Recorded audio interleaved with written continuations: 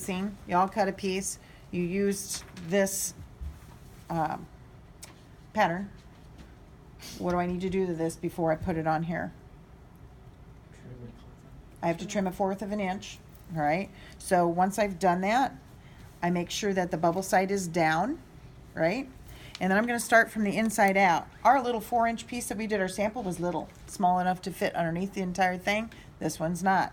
So we just do a little bit at a time, and we don't run the iron back and forth. You don't do this, we're just doing a pressing.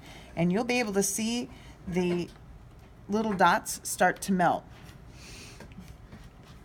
All right, so I pick it up and move it just enough so that it's not bothering it.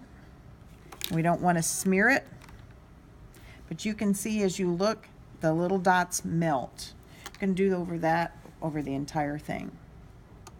Questions?